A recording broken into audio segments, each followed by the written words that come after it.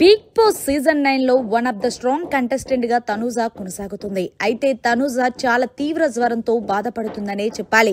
ఈ విషయం మేం చెప్తుంది కాదు, తనుజనే తనంతట తాను లైవ్ లో బిగ్ బాస్ కి తెలియజేసింది.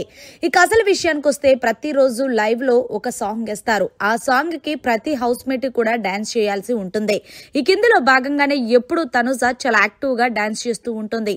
అయితే తనుజ లెగడానికి కూడా చాలా ఇబ్బంది పడిందనే చెప్పాలి.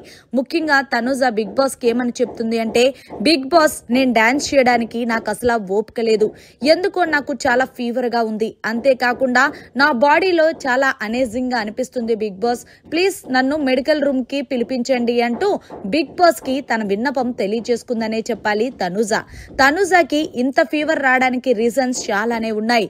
ముఖ్యంగా నాన్న అనుకున్న భరణి బిగ్ బాస్ హౌస్ నుంచి బయటకు వెళ్లేటప్పుడు ఏడవటం, అంతేకాకుండా తను ఎవరినైతే నా ఫ్రెండ్ అనుకున్న ఇమాన్యుయల్ తనని టార్గెట్ చేయడం, ముఖ్యంగా ఎవరికైతే పవన్ కళ్యాణ్ కి సపోర్ట్ గా నిల్చుందో తను కూడా తినని నామినేషన్ చేస్తాను అనడం, ఇవన్నీ మనసులో పెట్టేసుకుంది. అలాగే సంజన కూడా తనుజ ఎవరితైతే ఉంటుందో వాళ్ళ గేమ్ పోతుంది, వాళ్ళు బయటకు వెళ్లిపోతారు, ఇవన్నీ ఎక్కువగా ఆలోచించడం వల్లే తనుజకి ఫీవర్ వచ్చిందని చెప్పాలి.